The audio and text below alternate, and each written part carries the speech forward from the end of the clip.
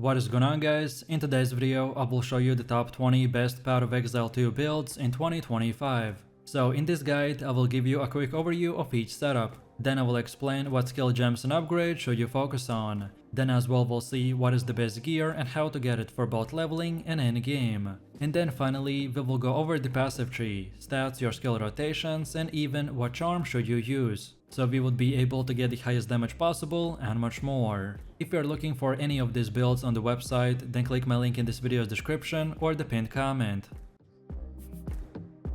This build is currently one of the best and fastest setups that you can use to farm maps and other endgame content. Like you can see from the gameplay, we are basically deleting enemies in split seconds. And on top of this, we can also delete bosses by having also a very high boss damage, by using the cast on shock and the ball lightning. At some point in the later game, some lower gear players might run into a mana problem, but lucky for us, the ranger has many tools to address this problem, and with the optimized gear we need nothing more than a single stat roll on our weapon or gear to completely solve this issue.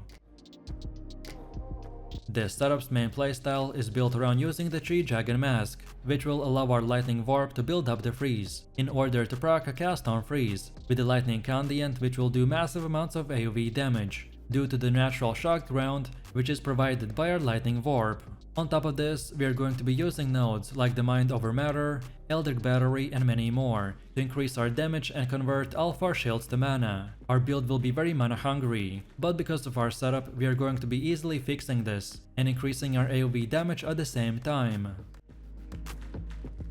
This build focuses on the Flicker Strike, which generates massive amounts of frenzy charges from the combat frenzy, by freezing and electrocuting enemies, which then we can even further convert to the power charges, with our Resonance Keystone. Every time we have the power charges, we want to spend them on the Flicker Strike, to basically fly through multiple screens of the enemies like you can see from the gameplay. Sometimes we get so many rapid dashes that we can get one-shotted, just by how many enemies we dash through. And that's why for defense we want to focus on building up our physical damage reduction and shield charges, which are then further doubled by our Grim Feast buff.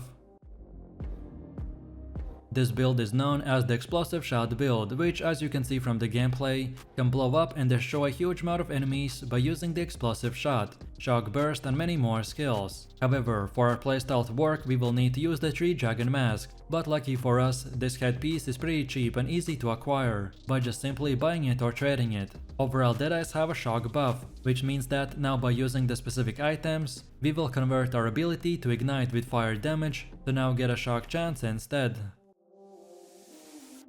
This setup is known as the Spark Sorceress, which has one of the most visually impressive playstyles in the game, as Sorceress can paralyze and destroy monsters with a barrage of lightning. Our build has insane mobility and great speed farming potential, by shredding through maps and hardened content with ease. The Archmage with Lightning Conduit and the Spark skills together make up the bulk of our insane DPS. So if you want to fill your entire screen with the sparks of lightning and speed clear through hundreds of enemies in few seconds, then this is the one for you. This setup is the Spirit Minion build, which summons Raging Spirits by casting the Flame Wall for offense. And then also for defense we get to command a minion army. So unlike most other setups where they only command or cast spells, well in this one we get to do both, and thus increase our DPS even higher. By using specific gear and building our skill tree around the nodes like the Power of the Dead, Fear the Dead, Silent Guard, and many more, it will enable us to upgrade our minions and projectile area and damage. So if you are ready to explode anyone and everyone that stands in our way, while also getting a skeleton army that follows and protects you, then this is it. This setup is very popular because of how easy and cheap it is to get it, and also its poison damage scales from the poisonous concoction, so you don't need to worry about having the perfect damage uptime, because the poison takes care of that by itself. Your main gameplay will focus around running in a map and using anything more than just the poisonous concoction. Most monsters will die very fast, because of the poison that gets spread to them from the contagious concoction. However, in the situations where the mobs are a lot, like in the breaches, then you can use the contagion to spread the poison in even bigger area. So as you can tell, this is a very OP and spammy build. This setup's main focus is to lock down your enemies with quick freezes that last a long time. Even bosses are vulnerable to being frozen, and we can just lay down an insane amount of DPS while they are stuck doing absolutely no damage. Your main gameplay will focus around using the Ice Strike to close the gap between the enemies. Then drop Tempest build to help you do more damage, and then activate your charged staff and the Shattering Palm to engage ranged enemies before they can even hit you, or just to completely melt them down in few seconds. This setup's main focus is built around the Galvanic shards and the Shockbuster rounds, that both act as the shotgun skills, which as you can see from the gameplay can melt a ton of enemies in split seconds. Our playstyle is built around the shock and the chain lightning, as Galvanic shards have an amazing clear speed coming from the chains. Then the Shockbuster rounds have an insane single target damage, but require shock, so that's why we consistently use the Stormcaller arrow to get the crazy AoE buff and much more. This is the best warrior build by far. This setup's main focus is to run and press from 1 to 2 skills, and target big enemy groups to then weaken them and explode. One of the most powerful skills that we have in our arsenal is the Shockwave Totem, which does incredible amount of AoE damage. And as you can see from the gameplay, we are just simply running into the enemies and one-shotting them without even trying. Also, our Ancestral Warrior Totem and the Scavenge Planning makes the most out of this by effectively extending the damage of this hit in order to kill big targets like bosses or tanky rare monsters. This setup is known as the Bombarding Minions build that mainly uses the Skeletal Arsonist for both AoE and single target damage, while then you can further increase your DPS by casting Detonate Dead, which explodes dead enemy corpses and let us speed farm every single content in the game. This build is the best of both worlds because it combines very quick clearing speed with aggressive playstyle while also having minions that protect you, and at the endgame we will be able to reach from 15 to 13,000 energy shield, which will basically turn us into an unstoppable puppet master. This setup is structured around using the skill Bonestorm, which by itself is a slow clearing ability, but with the right gems, passives and synergies we can make it 100 times better.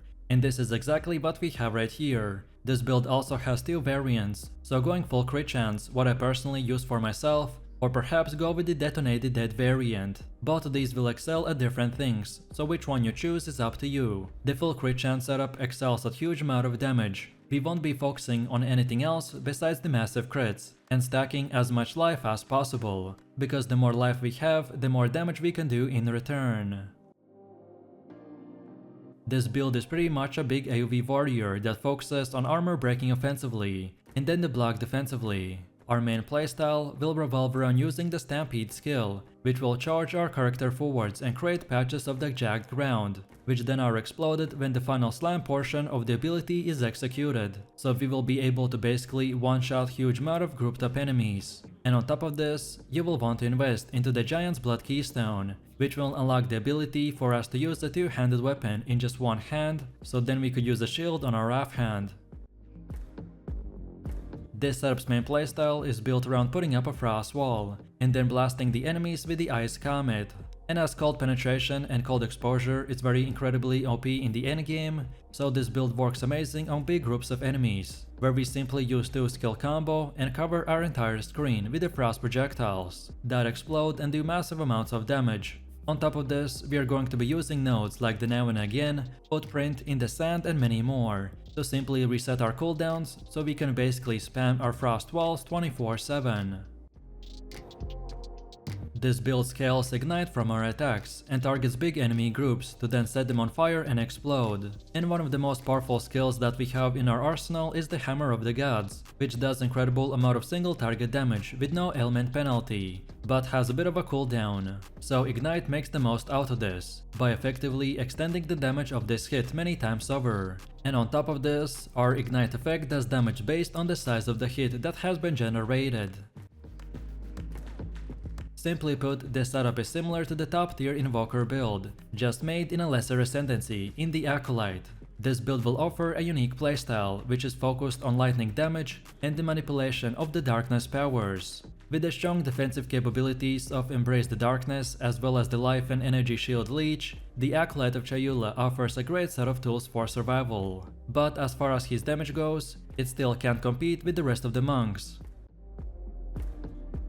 This build's main idea is built around putting up a frost wall, and then blasting enemies with the infinite amount of fireballs. Cold exposure in the combination with the fire skills is very incredibly OP in the endgame, so this build works amazing on big groups of enemies where we simply use 2 skill combo and cover our entire screen with the projectiles that explode and do massive amounts of damage. On top of this, we are going to be using nodes like the Scoring Winds, Constant Gale and many more to increase our cast speed and mana, so we could basically spam our frost walls and speed farm through every content.